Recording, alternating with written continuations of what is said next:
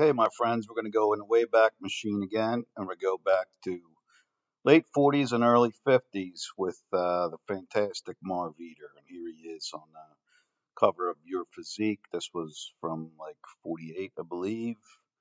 And we're going to cover an article that was from another issue of Your Physique.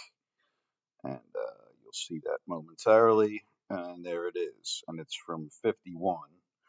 Uh, Marvin Eder trains for the bench press by Barton Horvath. Um, and that's not obviously Marvin on that cover. That's actually Malcolm, somebody. Anyway, we'll go right into it. In that Horvath describes young Marvin as a wonder boy, which he certainly was, and talks about in the 1940 August 49 issue of Strength and Health. They used to have the self-improvement heroes, and there was several pictures. Of course, I don't happen to have that one in my collection. Everything around it but that one. But here he is, very young. I think he's 16, 17 here, and you can see he's got quite the physique already. So he was definitely the wonder boy. And then it has these photos were taken on our club roof, um, talking about some of the various uh, lifts that he was able to do even at that young age, and very impressive. And at that time, he was only like 181. There is one of the pictures which they did not provide them all in the copy of the article that I was able to get, and that was again from the Diddlo blog, which is a really cool site. And there are some other articles about Marvin there, which we'll have a couple little excerpts from one or two of them along the way here. But it goes on to talk about some of the contests that he placed in, even as a teenager, kind of coming out of nowhere. And here it is, 1949, second in the Junior Miss America, then New York City Junior overall winner, and most muscular there, North American Championships Junior first. Then in 50, he went into Mr. America, didn't do all that well, and a couple more other contests. Uh, there he is doing the overhead press, and Eder was pretty much an all-around guy. He did quite a few. He did Olympic lifts, and all the power lifts and bodybuilding stuff as well. Um, Here it talks about in 40 years he's blazed a path of physical claim which will glow forever. Uh, And at the time, I mean, in the late 40s, were there steroids? Testosterone had been synthesized. Nobody was really using it to any great extent back in those days, and I really don't think Marvin was taking anything.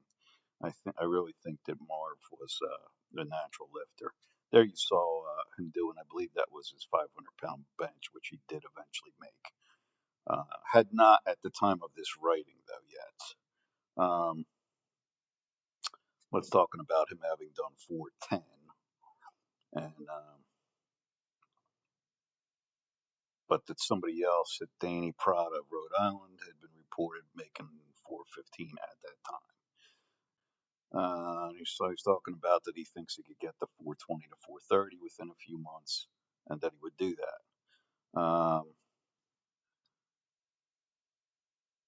So of course, he ends up interviewing Marvin at Abe's gym and Abe Goldberg's gym. And he's another pretty big dude, and there's a lot of articles about him. I had some pictures, but I didn't put them in this article. I may do a separate article just on Abe because he was quite the strong bodybuilder himself, and he had some interesting ideas and techniques.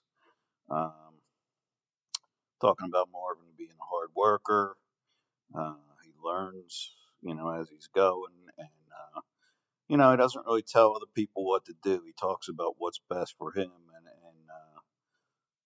just puts everything out that way. That this is what works for me.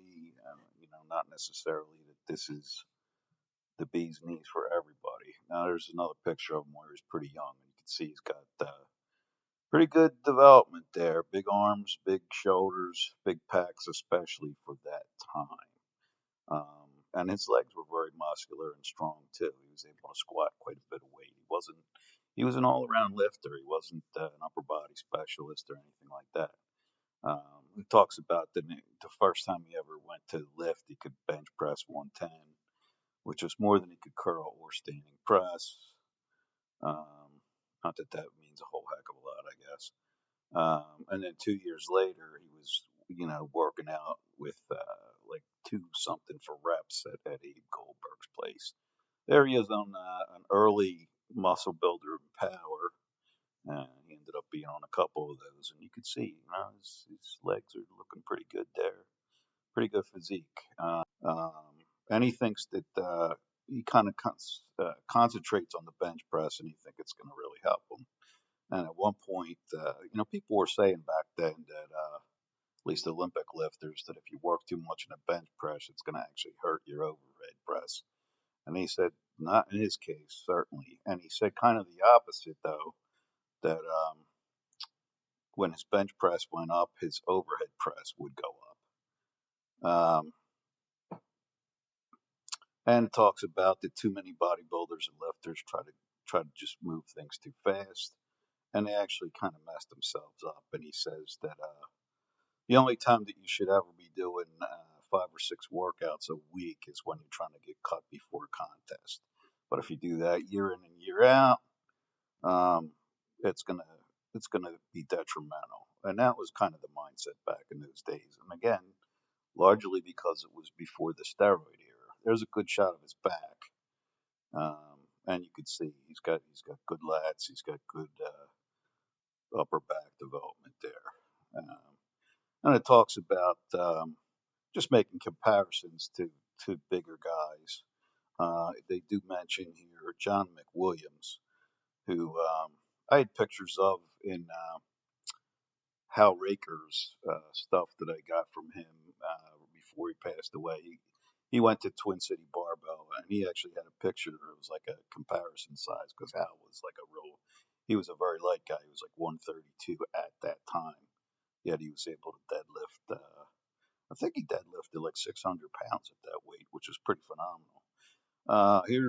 That was showing his Olympic lift, or overhead lift, where he was able to do 300 and more, which again is very impressive, especially when you're not really specializing in that kind of stuff. And so the guy, Horvath asked him if he thinks that just adding weight will help the bench press, and he said not so much just weight, but adding muscle size in the right places.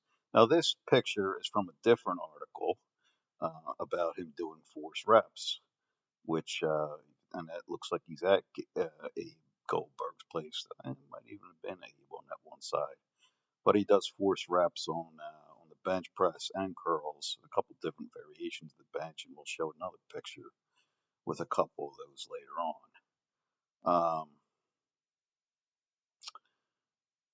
He talks about that it's not a great idea to just willy nilly in the gym say, I'm going to max out today when you haven't prepared for it. Here he is doing one of his.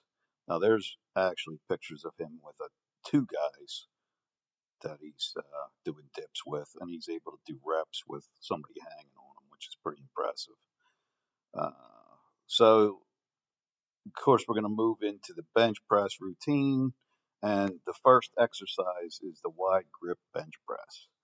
And you can see, this is the benches of the ear were kind of flimsy, and like the weight he ends up doing on these benches is pretty mind-boggling. He also does floor presses, which obviously you can do more weight on the floor press than you can on the regular press because it's a shorter range of motion, and he felt that it gives him more drive in the middle of the bench press. And then he goes into bench pressing off boxes. Now this is going to show another guy doing it. But you can see this guy is doing some pretty massive weight. Now you can see that he's got those wood blocks stacked up, so he's really only moving that weight maybe couple inches in the lockout. And a lot of guys are big on that, including the original West Side Barbell Club guys. We really like that kind of stuff. Then it moves into talking about his tricep work, and it wasn't extensive, or at least at this time. It doesn't describe him doing a whole lot of exercises, but he did like on top of dips, which do hit your triceps, um, the one arm dumbbell extension, which he would do like 4 sets of 10 with each arm with. Then after those exercises are concluded, he takes a short rest, and then he goes into the rest of his program. Now, the rest of his program, he did a full body routine, so he would have been doing squats and deadlifts, maybe not on the same day, but at least one or the other. So he would do, and again, this was pretty common to do the full body routine 3 days a week. Here's, as I mentioned, those other force rep stuff that he does, and you can see he's doing looks like a close grip bench press with some help, and then he's doing a wider grip one with some help, and he felt that this really helped him build up his chest. As you can see here, he's got a pretty massive chest and nice little side pose. And you can see he's got the rib cage too, and he did mention that he did pullovers with like 155-pound straight bar, which is pretty impressive to do pullovers with.